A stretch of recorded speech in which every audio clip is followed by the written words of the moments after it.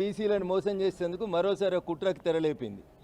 రేపు రాబోయేటువంటి స్థానిక సంస్థల ఎన్నికలలో 42% రిజర్వేషన్ గురించి మాట్లాడుతున్న కాంగ్రెస్ పార్టీ గౌరవ ముఖ్యమంత్రి రేవంత్ రెడ్డి గారికి నాది సూటి ప్రశ్న. ఆల్రెడీ అసెంబ్లీ ఏర్పాటై 18 నెలలు అయిపోయింది. మీరు ఎవరు ఎంత ఉంటే వాళ్ళకి అంత ఇవ్వాలని చెప్పి రాహుల్ గాంధీ గారు పార్లమెంట్లో చెప్పారు. ఎవరు ఎంత ఉంటే వాళ్ళకి అన్ని ఇవ్వాలంటే ముందుగా తెలంగాణ రాష్ట్ర శాసనసభలో 18 మంది మంత్రులకు అవకాశం ఉంది. 18 మందిలో మీ లెక్కల ప్రకారమే రేవంత్ రెడ్డి గారు 56% బీసీలు ఉన్నారు. 56% బీసీలు ఉంటే 18 మంత్రులలో 10 మంది మంత్రులు ముందు బీసీలకు ఇయ్యండ్రి.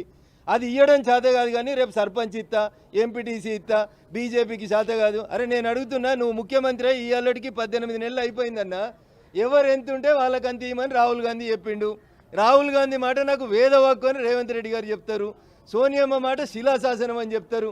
మరి మీరు ఇది నిజమే అయితే 56% ఉన్న తెలంగాణ బీసీలకి ఎందుకు ముఖ్యమంత్రి పదవి ఇయ్యరో ఒకసారి రేవంత్ రెడ్డి గారు చెప్పాలి.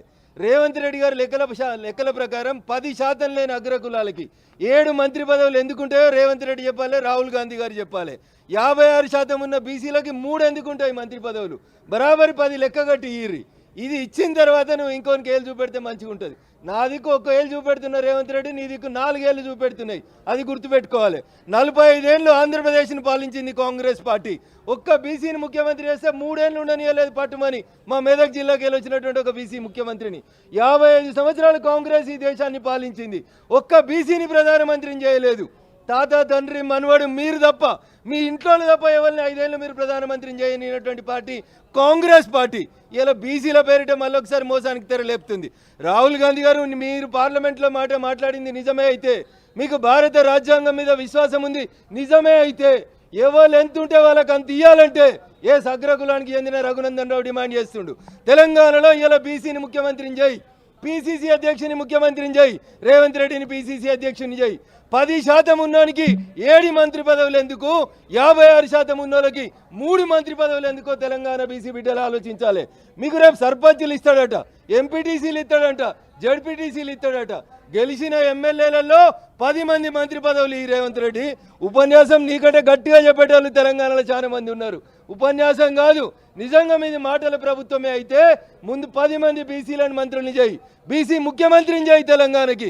నీ లీడర్ ఆఫ్ అపోజిషన్ యొక్క బీసీని చేసిన తర్వాత కాంగ్రెస్ పార్టీ బీసీల గురించి మాట్లాడితే బాగుంటుంది అనేది నేను రేవంత్ రెడ్డి గారికి, రాహుల్ గాంధీ గారికి సందర్భంగా సూచించాను.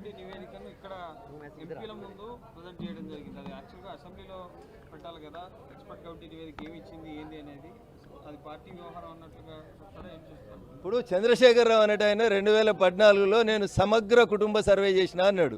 ఆయనే ఏళ్ళ దాకా వెబ్సైట్లో పెట్టలేదు. ఆయనే ఏ కులం ఎంత ఉందని చెప్పేందుకు ఆయనకు భయం అవుతుంది. ఈయన కూడా 4 రోజులలో శాస్త్రీయంగా చేసిండు కదా. ఎవరు ఎంత ఉన్నారో చెప్పు, నీ పేరు, ఊరు, నీ ఇంటి నెంబర్ వేసి నీ కులం ఏందో చెప్పమని చెప్పు. అది చెప్పడం చేత కాదు, కానీ దానికి ఏదో గొప్పలు చేసినాం, అది శాస్త్రీయంగా ఉంది సర్వే.